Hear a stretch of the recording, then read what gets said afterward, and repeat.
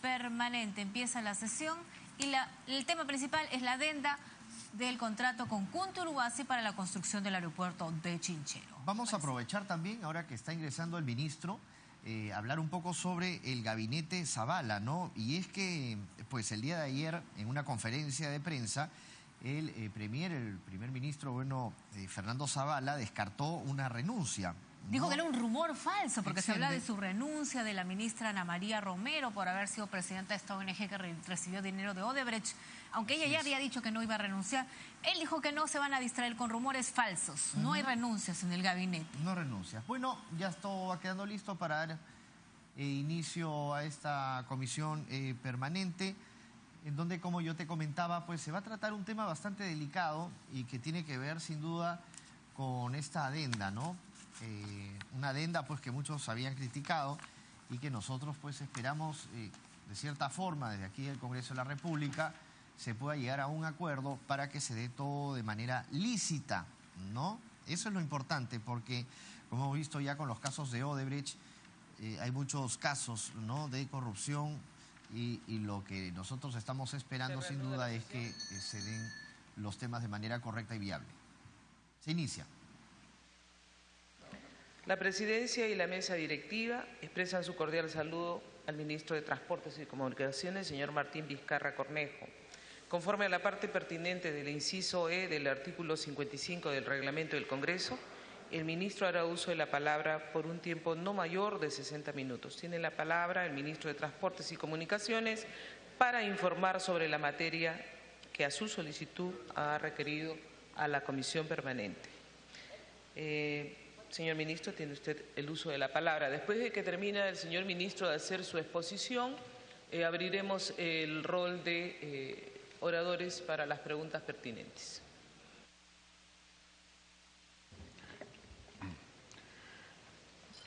Muy buenos días, señora Presidenta del Congreso, señores y señoras miembros de la Junta Directiva y señores congresistas.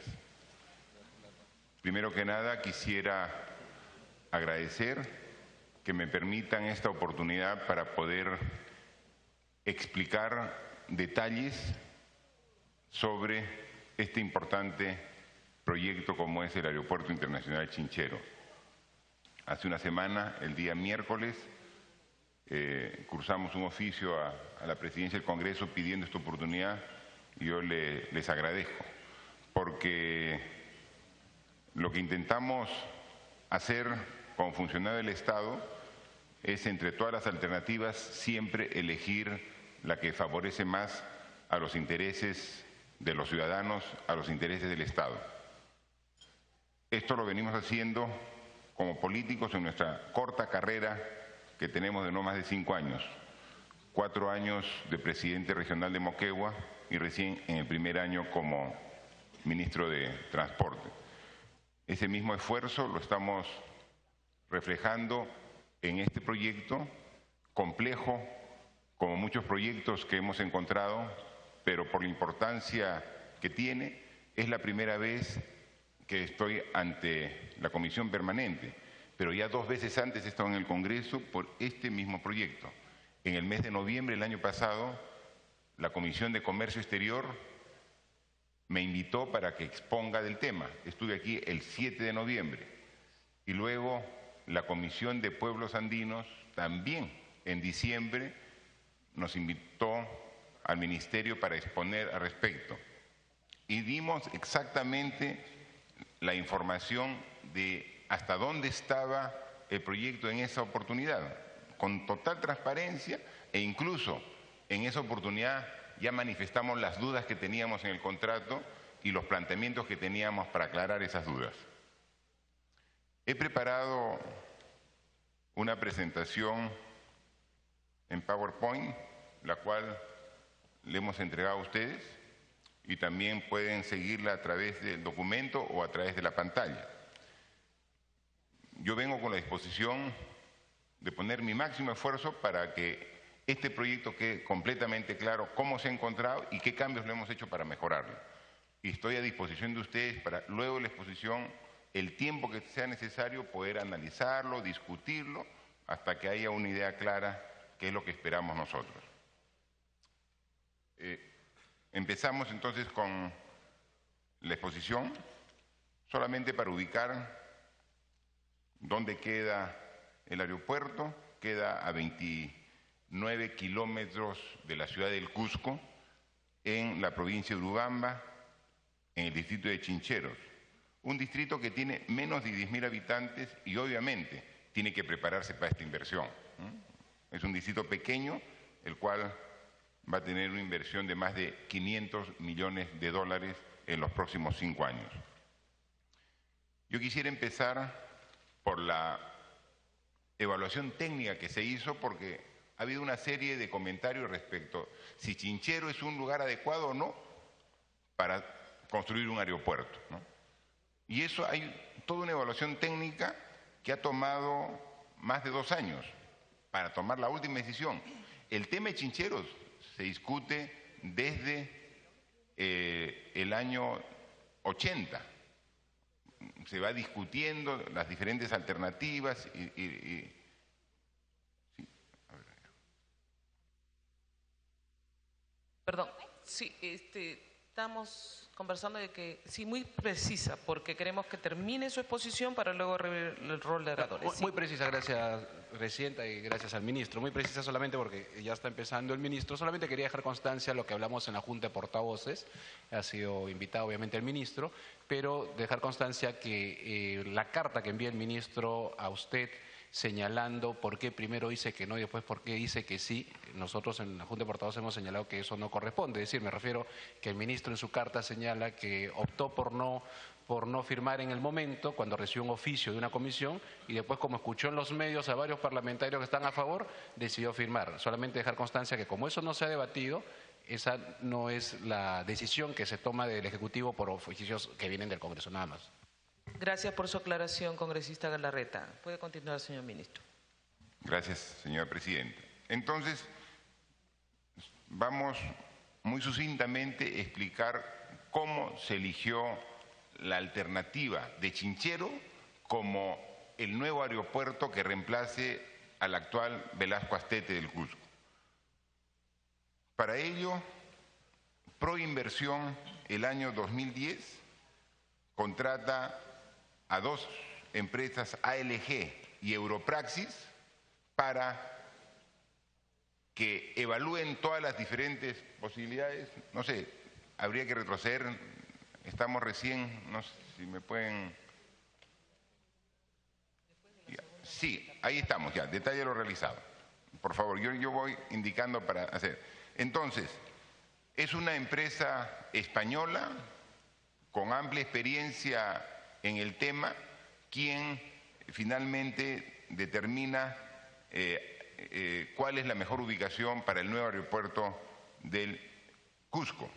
Se evalúan 5 posibles alternativas: Anta, Ocoruro, Quillabamba, Canchispampa y Chinchero. Se hace una evaluación donde se identifican los emplazamientos alternativos a Chinchero, la validación de emplazamiento, y en la fase 1 de las 5 alternativas eliminan a 2. Se elimina a Quillabamba y Canchispampa y pasan para una segunda evaluación 3 alternativas: Anta, Ocoruro y Chinchero. Y luego de hacer un análisis de 20 parámetros técnicos aeronáuticos, parámetros socioeconómicos, parámetros ambientales, donde se califica las características de las 3 alternativas desde A más óptimo hasta C con inconvenientes serios, se da una puntuación y una calificación a cada una de las 3 alternativas, ¿no? Y luego, a través de el análisis que hace esta empresa, determina de que la alternativa ANTA tiene un resultado global de B+/B, la alternativa Ocoruro B+/C y la alternativa Chinchero tiene A, B+. En consecuencia, se determina que la alternativa de Chincheros es la mejor opción en base a todo el análisis que hace esta consultora. Entonces, es así como se determina de que Chincheros es la mejor alternativa, ¿no? Entonces, hay todo un estudio y todo un proceso de evaluación en base a 20 parámetros, como lo hemos explicado. Entonces, Proinversión, entre el año 2010 y 2012, determina cuál es la alternativa e inicia el proceso del concurso, ¿no? Y queremos ver línea del tiempo. A ver, pase por favor. La línea del tiempo, ¿no?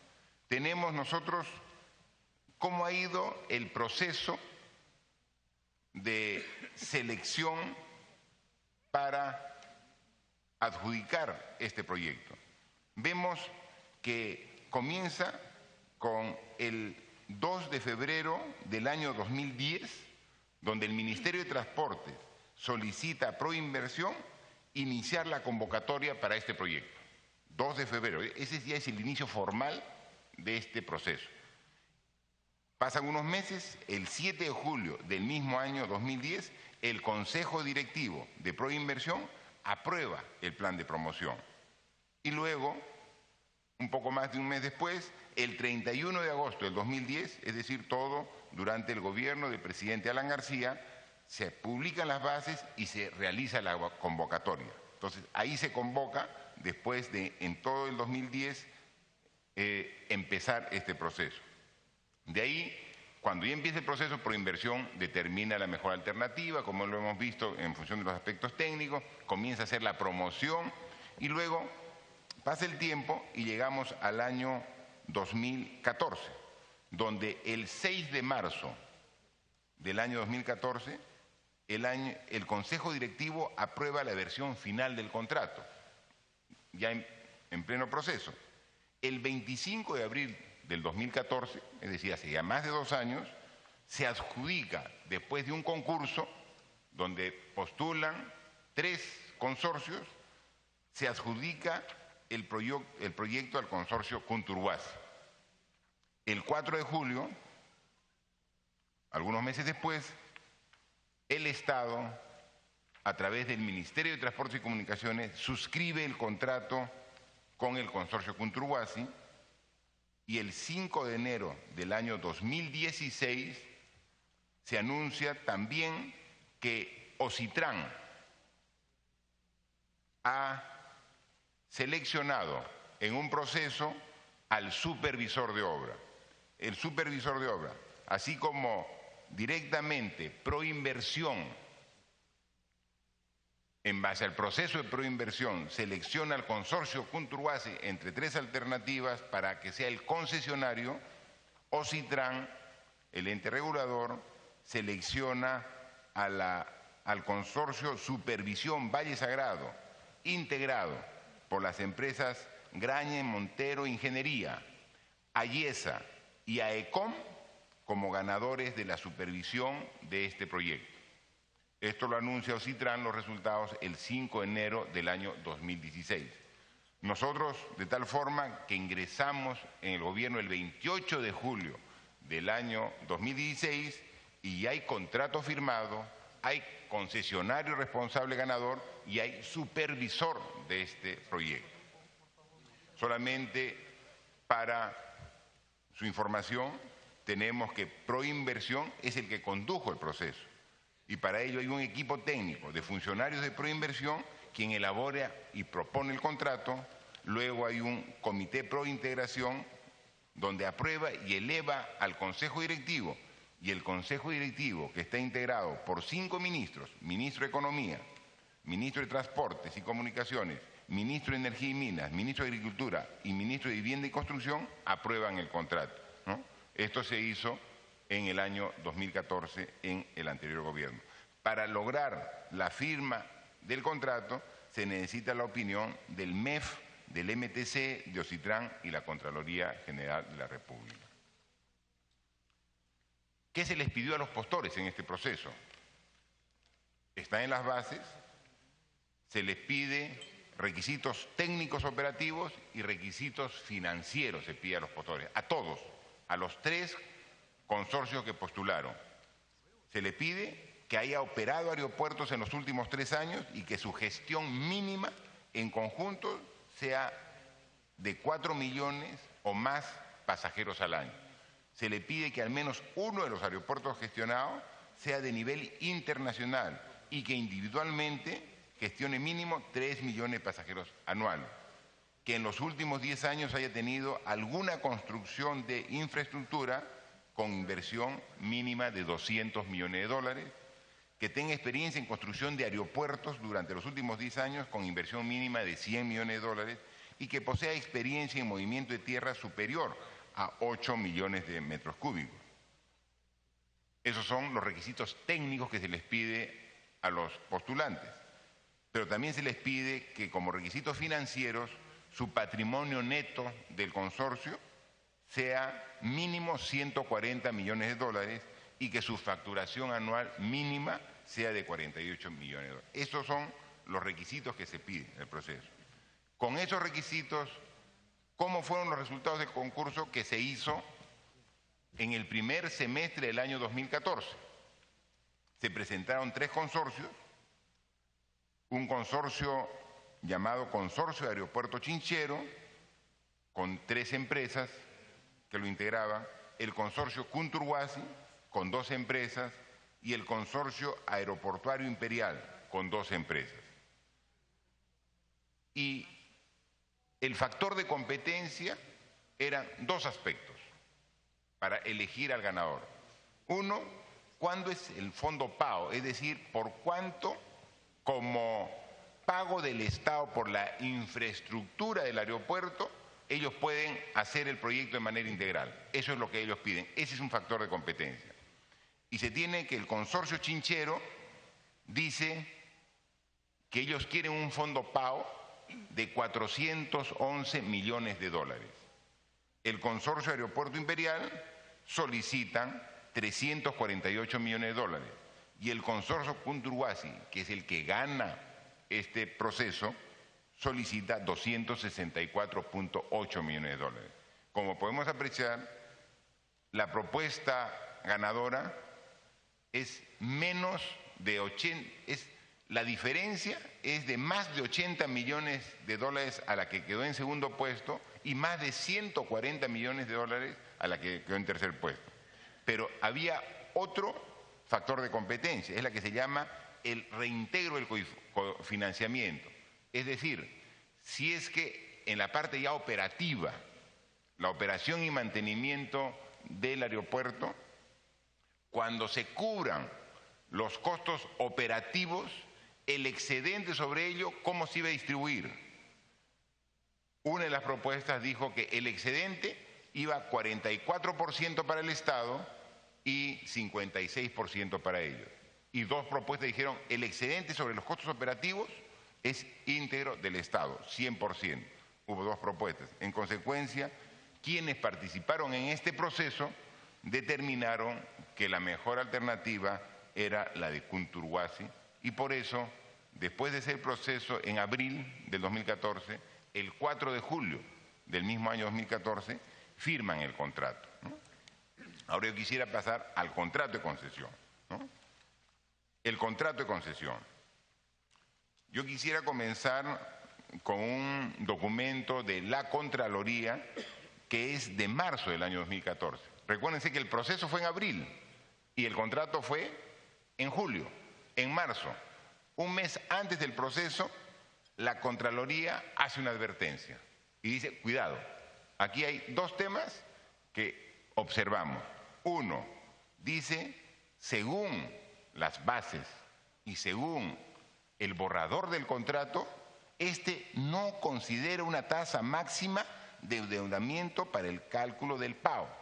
O sea, lo dice la Contraloría un mes antes del proceso. Dice, un momentito, no tienes tasa máxima. Y luego dice que evalúe la pertinencia de considerar un plazo definido para que el concesionario presente el cierre financiero. O sea, 2 cosas advierte la Contraloría. Oye, a quien gane, ponle un plazo. O sea, no puede decir indefinidamente, tú ve cuándo haces el cierre financiero. Y segundo, ponle un tope. Es lo elemental que debe tener un contrato, lo advierte la Contraloría antes que haya incluso ganador. en marzo porque el proceso fue en abril y también antes que sea el contrato. Le dice, pon plazo a este contrato y ponle tope a la tasa máxima de endeudamiento. Habrán evaluado Proinversión, no acoge las dos advertencias de Contraloría y se hace el proceso, se adjudica a un ganador y 3 meses después se firma contrato en esas condiciones, sin hacer caso, sin poner tope máximo a la tasa de endeudamiento y sin poner un plazo para el cierre financiero. O sea, esos son dos elementos que hay que tomar muy en cuenta y que son, cuando hemos entrado nosotros, los problemas que hemos encontrado en la negociación. ¿Qué dice el contrato? Porque también es un tema importante. Porque dicen, ¿por qué se tiene que reconocer intereses al postor ganador? ¿No habrá sido el caso de que el segundo o tercero tenga ya incluidos los intereses? Y es claro, el contrato en el acápite 1.54, cuando habla del fondo del PAO, y es lo que tienen ustedes ahí en sus copias, dice que el monto del PAO es en valores corrientes. O sea, valores corrientes, al que tenga conocimientos básicos de economía, es valores que no están con ningún interés. Es valores corrientes establecidos en la propuesta económica. Es decir, los 3 postores hicieron su propuesta en valores corrientes, no consideraron intereses. Y luego esto se relaciona con la advertencia de Contraloría, dice, no tiene intereses porque esos valores corrientes y no te fijo un tope máximo de endeudamiento. Entonces, ese es el problema. Y eso está en el contrato y ahí lo ponemos, ¿no? Adicionalmente a ello, en el anexo 23 del contrato está cómo se calcula el PAO. El PAO es pago por avance de obra. Eso es el PAO. ¿Y qué dice? Pone una formulita, ¿no? Que la pueden ver ustedes ahí. El PAO, que es un pago trimestral, es igual al FPAO, que es el monto de la propuesta. Que hubo una propuesta, el FPAO de un postor fue 411 millones, de otro postor fue 348 millones y del consorcio ganador en función de este proceso de proinversión fue 264.7. Ese es el FPAO por una fórmula donde hay un numerador y un denominador e incluye el I y el N, que es el periodo. Pero el I no tiene tope, o sea, no pone tope ni lo fija. Entonces, tú puedes calcular diferentes pagos trimestrales en función del interés que le ponga. No hay tope. Y como dice ahí en la descripción, dice que N60, porque se va a pagar, se construye en 5 años y a partir del 6º año se paga en 15 años. Eso es lo que determina. En 15 años se va a pagar este proyecto en 60 cuotas trimestrales, en 15 años. Entonces, esos son... Adicionalmente a ello, cuando vemos, entonces, tenemos un contrato firmado en producto de un proceso de abril de 2014, tenemos el contrato firmado en julio del 2014 y pueden ver ustedes ahí que el 17 de septiembre del 2015 el concesionario presenta su endeudamiento garantizado permitido. Es decir, un año después de haber ganado el contrato dice, ya tengo endeudamiento garantizado permitido, ya estoy listo, ya tengo el banco que va a dar esos 264 millones y pide obviamente la aprobación, ¿no? Ahí adjunto la carta, es la carta 246 del consorcio del 17 de septiembre del 2015. Y otra cosa relevante que es que tomar en cuenta, ¿no? Que está ahí resaltado en el oficio del Ministerio de Economía y Finanzas. Ya estamos viendo, a nuestro juicio, 2 problemas que tiene este contrato. 1, no tiene tope para el endeudamiento, no hay tope máximo. 2, no tiene plazo. Puede demorarse el tiempo que quiere y eso no es causal de resolución porque no tiene plazo. Y el tercero, que nosotros consideramos aquí bastante perjudicial, es lo que determina el Ministerio de Economía y Finanzas en una comunicación que manda al Ministerio de Transportes el 18 de abril del año 2016, el año pasado nada más. ¿Qué dice? ¿No? Es un documento de varias, pero dice, lo que está resaltado ahí, dice, corresponderá al concedente, es decir, al Ministerio de Transporte, porque es el concedente el que da la concesión, dar las instrucciones para que se cumplan con los pagos del pago. El pago son los 60 pagos trimestrales, ¿no? Derivados de la emisión de los CAO, de los certificados. Los mismos que tendrán características de irrevocables, a todo evento, inalterables, no ajustables. Estos pagos serán realizados al margen de la caducidad, terminación, resolución o suspensión del contrato por cualquiera de sus causales. Miren lo que dice, ¿eh? Es decir, si uno acepta las condiciones del contrato, tú aceptas y ya de frente quien asume el pago es el Estado. El Estado va a pagar esas cuotas. Y puede ser que a la mitad de la ejecución, el Estado va a pagar esas cuotas. Y puede ser que a la mitad de la ejecución, el contratista, concesionario, se desaparezca. Y tú dices, así tú le resuelvas el contrato, tienes que pagar las 60 cuotas de 14 millones. Así. Entonces, esto aquí nos terminó de convencer que esas condiciones no podíamos aceptar. O sea, pone el precio que quiere, en el plazo que quiere, y encima, cualquier problema no es justificación para dejar de pagarle. Ya están acordadas las 60 cuotas y le pagan. ¿Quién firma este documento? El viceministro Filippi, Enzo de Filippi, era el ministro Segura. Esto es el 18 de abril de 2016. El Ministerio de Economía y Finanzas le dice, por si acaso, le dice, mire, estamos hablando de abril de 2016, faltando ya pocos meses para que termine el gobierno, por si acaso, tiene que firmar esta concesión, tiene que firmar este contrato, pero pase lo que pase después, ya no puede dejar de pagar las 60 cuotas del pago. Ya es, como dice, o sea, ya no hay forma. Entonces te quejas con el problema, pero sigues pagando, ¿no? Entonces, esas son las características que se encuentran. Y después nomás, esto es 18 de abril, 22 de julio del 2016, a una semana que termine el gobierno anterior del presidente Ollantumala, 22 de julio, Ocitran envía un documento aprobando el endeudamiento garantizado permitido. O sea, nos deja todas esas condiciones, aprueban el endeudamiento y se van, dice, un nuevo gobierno, ustedes acéptenlo y comiencen el aeropuerto, ¿no? O sea, nos dejan toda, como dice, la mesa servida para que nosotros veamos y entonces nos tomamos un tiempo, el 22 de julio. La idea era de que en agosto, como era un proyecto prioritario para el Perú, un proyecto importante para el Cusco, para aumentar el flujo de turistas, etcétera, etcétera, nosotros en agosto le aceptamos y ya comenzamos. No, pues, comenzamos a revisar todos estos conceptos y dijimos, este contrato en esas condiciones es lesivo para el Estado y no lo podemos firmar. Entonces tenemos dos opciones, o lo caducamos o le quitamos lo lesivo. Y eso es lo que hemos estado evaluando. Pero lo primero que tenemos que hacer es decirle claramente al concesionario, no estamos de acuerdo con tu endeudamiento garantizado permitido. Y después de 4 meses de análisis, el 25 de noviembre, mediante el oficio 4601 del Ministerio, le comunicamos al concesionario, no aprobamos, desaprobamos tu endeudamiento garantizado permitido.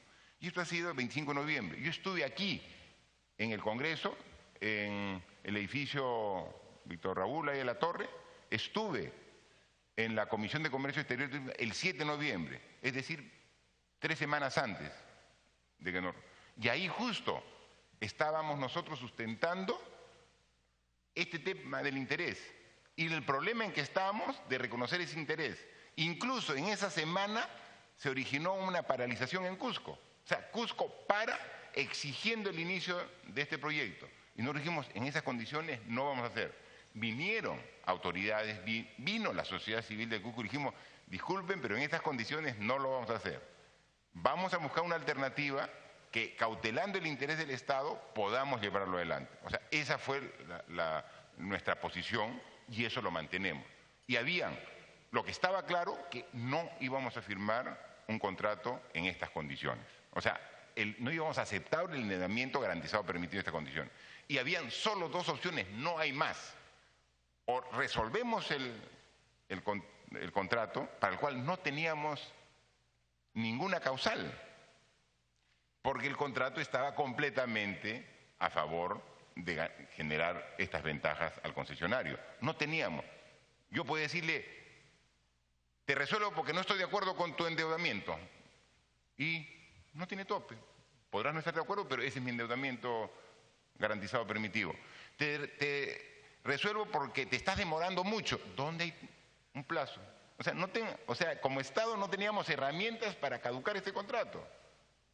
Entonces, caducarlo significaba empezar de nuevo. Era irnos a un juicio internacional al CIADI, que pondríamos todo el esfuerzo para ganarlo, pero significaría por lo menos 3 a 4 años de retroceso, porque teníamos que empezar de cero, porque no tenemos ni siquiera el estudio, porque el estudio lo ha hecho el consorcio, y si lo denuncio se va con el estudio, pues no va a dejar, sí, denúnciame y mientras que estamos en juicio te dejo el estudio para que vayas avanzando, se va con el estudio porque obviamente no se le pagaría nada. Esa es la situación. Desaprobamos. Luego, Kunturwasi, después de esta situación, cuando nosotros decimos en estas condiciones no vamos a aprobar, presenta la alternativa que nosotros dijimos, solamente analizaríamos continuar con una modificación al contrato, quitándole todo el financiamiento, que es el financiamiento que distorsiona el proyecto, que es un financiamiento que duplica el costo del proyecto, ¿no? Entonces ahí tenemos la solicitud de adenda, la solicitud, podemos ver, de adenda presentada Kunturwasi con el acreedor permitido, que era, él ya vino con la banca que iba a trabajar, Goldman Sachs, ese es el acreedor permitido, o sea, él ya vino con su banco. Al final, vamos a dejar absolutamente claro que el riesgo de este endeudamiento no es del concesionario, es del Estado, porque él trae al banco, el banco le pone los 265 millones al inicio del proyecto y él comienza a trabajar con el dinero, y el arreglo es entre el banco y el Estado para pagarle en 15 años, en 60 cuotas trimestrales, los 14.2 millones que pagaba. Entonces, ¿de quién es el endeudamiento? No es de él, es del Estado. Así está concebido el contrato, ¿no? Entonces, por eso es que planteamos esta adenda que ahorita vamos a precisar, y tenemos, uno, la opinión técnica favorable de Ocitran, ¿no? Es la opinión técnica favorable de Ocitran a la adenda. El problema que hemos tenido es que en estas circunstancias, señores congresistas, adenda es una mala palabra. Todo lo que se refiere a adenda dice, no, ya aquí hay algo raro a favor del contratista, a favor del concesionario. Pero esta adenda favorece al Estado. Pero ante tanta denuncia que todos los días vemos, ya solamente hablar de adenda, dice, ya, aquí hay algo raro. Por eso queremos explicar las veces que sea necesario que hemos puesto nuestro máximo esfuerzo para que esta adenda sea en toda su extensión beneficiosa para el Estado. Entonces, pedimos opinión técnica a Ocitran, da opinión técnica favorable. La opinión al MEF, da opinión técnica al MEF. Todas las direcciones del MEF dan opinión favorable, ¿no? ¿Y en qué consiste la modificación del contrato? O sea, muy claro, ¿no? Primero, si bien en marzo del 2014, antes de que se firme el contrato en mención, ya la Contraloría hace una advertencia, nosotros queremos actualizar eso. Hay nuevo Contralor, nuevo equipo en Contraloría, y volvemos nosotros a Contraloría y le pedimos sobre unas precisiones. Y nos dice, Contraloría determinó que existen generalidades en contrato que podía ir en contra de los intereses del Estado. O sea, establece, o sea, lo que nosotros habíamos evidenciado, ¿no? Dice, de ser el caso, cada postor pudo aplicar metodologías supuestas diferentes para formular sus propuestas. Indica de que no estaba claro. Y lo más importante es, por tanto, Contraloría sugiere renegociar con el concesionario, que es lo que hemos hecho buscando el mejor interés para el Estado.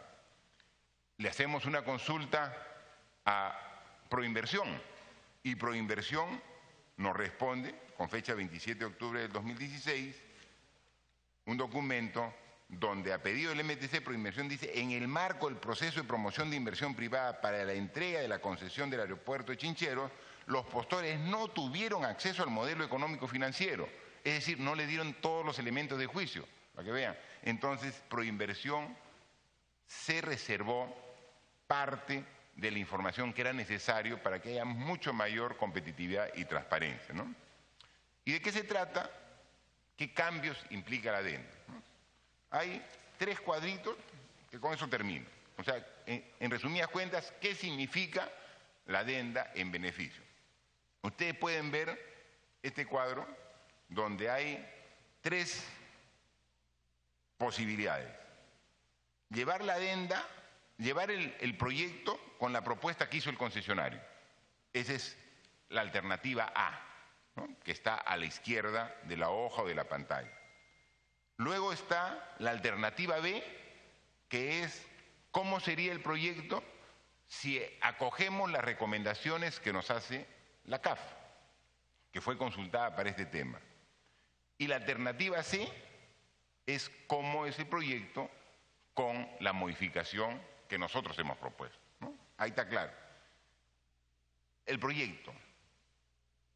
La primera parte que ustedes pueden ver es lo que ha cofinanciado el Estado, que es el movimiento de tierras, que son 145 millones de dólares, es el estimado en cualquiera sea los casos, y es el costo de la propuesta del concesionario de los 265 millones de dólares, más el financiamiento que él proponía, que sumaba los 265.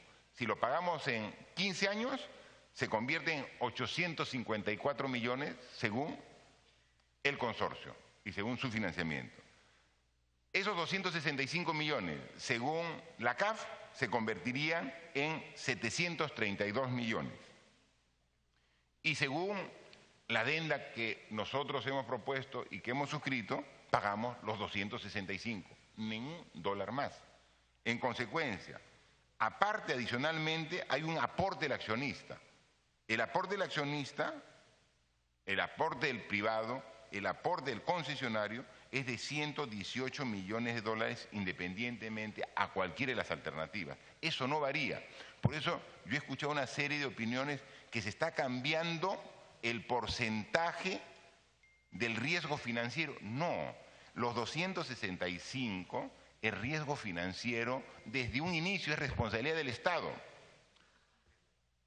Lo que sí, el aporte, 118 millones, eso es responsabilidad del concesionario. No ha cambiado, la matriz de responsabilidades no ha cambiado.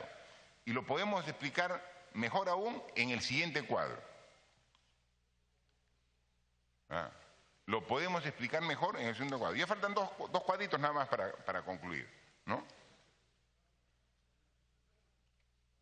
El monto de inversión de obra se mantiene.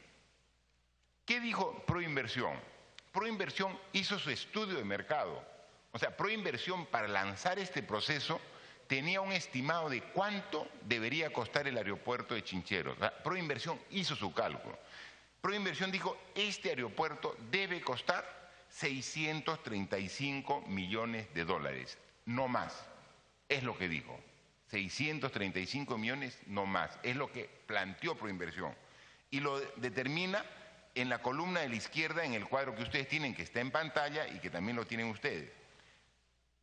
¿Cuál es la distribución que propone Proinversión? Dice, el movimiento de tierras es igual para todos, 145 millones de dólares. Eso queda claro y eso no se modifica, 145. Proinversión dice que el aeropuerto debería tener un costo de 457 millones de dólares según el estudio de mercado que hizo Proinversión, y 12 millones que debería poner el concesionario. Esa es la distribución. Y que debería correr con el costo de la supervisión de 20 millones de dólares. Es decir, si sumamos los 4 parciales, suman 635. ¿Cuál era la propuesta de Proinversión? Y está en toda la documentación, de que esta APP sea 95% asumida por el Estado y 5% asumido por el privado. Esa era la propuesta de Proinversión. Y ahí están, ustedes pueden ver, el movimiento de tierras, al lado de los 145 de la primera columna, dice 23%. La subetapa 2, que eso corresponde pagar al Estado son 72%, los 47%, y luego solamente deja 2 y 3% por la subetapa 3 y la supervisión a costo del concesionario. Entonces, la estructura financiera que planteó Proinversión era que el 95% lo asumía el Estado y que el 5% lo asumía el privado. Esa es la estructura financiera de Proinversión. En función del proceso de la licitación que hace, el contrato cambiaba esa estructura, porque él dice, los 145, y eso es ya la columna central, dice, los 145 de Movimiento de Tierras son 145, no hay modificación. Pero yo, y eso oferta el contratista, el consorcio ganador, en vez de 12 millones de mi costo que voy a poner, él propone poner 97.9 millones de dólares. Entonces propone una mayor participación del privado. Y él dice que con 264.8 millones de dólares que ponga el Estado para la infraestructura del aeropuerto, con eso ellos hacen el aeropuerto. En consecuencia, ya sumando todo, hay dos grandes diferencias entre la propuesta del postor ganador y el estimado de Proinversión. Primero, ya no son 635 millones, sino son 528. Hay una diferencia de ahorro para el Estado. En ese sentido, mejora la propuesta. Y en otro sentido, es de que cambia la estructura financiera. Ya no es 95-5, 95 el Estado y 5, sino dice es 77% responsabilidad del Estado, ¿no? Y 23% responsabilidad del privado. Entonces, eso. Y como ve, entonces es mejor la propuesta del postor que el estimado de Proinversión. ¿Dónde se distorsiona esta propuesta? Cuando a los 264, que es la subetapa 2, que la va a pagar el Estado, le ponen unos intereses que eleva ese 264 a 854 millones de dólares. Eso es lo que distorsiona completamente la propuesta. Entonces, ¿qué cosa consigue la adenda? Mantener la distribución que propuso. Es decir, los 264 lo asume el Estado, pero no lo asume en 15 años, sino lo asume en 5 años. Se ha hablado del costo de oportunidad. Efectivamente, hemos hecho el cálculo del costo de oportunidad. ¿Qué significa gastar 264 millones en los próximos 5 años? Que gastarlo en 15 años, 854. Definitivamente, ese análisis es favorable para el Estado. Y es desfavorable para el concesionario, porque el concesionario, yo no tengo la menor duda, obviamente no hay documentos, es que de esas 589 millones de intereses que iba a tener, seguramente también una participación era para el concesionario. Entonces iba a compensar su baja propuesta con el alto interés. Eso le hemos quitado, porque ya no hay interés, pagamos tus 264. Entonces, eso es lo que hemos hecho. ¿Podríamos nosotros haber caducado? Sí, pero no teníamos causal. No había causal para caducar este contrato. Entonces significaba empezar de nuevo, de cero, hacer el proceso primero. Si queríamos obra pública primero tienes que hacer el expediente técnico. Teníamos que hacer un proceso para hacer el expediente técnico y luego de 2 o 3 años tener el expediente técnico, hacer el proceso para recién adjudicar la construcción y la concesión. Eso nos lleva a una desfase del inicio de por lo menos 3 a 4 años en el mejor de los casos, y el que tenga experiencia en la administración pública sabe perfectamente que eso es. Ahora, hacerlo eso, pierdes tiempo, pero en todo caso, ¿podrías ganar una ventaja económica teniendo una propuesta más barata? No, porque todo el mundo coincide que esta propuesta, incluso en temeraria, por lo baja que es, yo aseguro que una nueva no va a disminuir de los 264. Entonces, lo que tenemos que garantizar, como está establecido en la adenda, es que con eso concluye. Nosotros aquí determinamos que este aeropuerto, este gran proyecto, se termina por 528 millones de dólares. Y es nuestra garantía que no vamos a reconocer $1 de ampliación. Ni $1. O sea, con 528. ¿Por qué? Porque en esta concepción, el contratista concesionario es responsable del diseño. Él ha diseñado el aeropuerto. Entonces, él es responsable de la construcción y de la operación y mantenimiento. Si hubiera un problema en la construcción que diría, oye, acá hay un vicio oculto en el diseño, discúlpame, tú lo has diseñado. Así que tú respetas el presupuesto que tú has ofrecido. Estos son los topes máximos de pago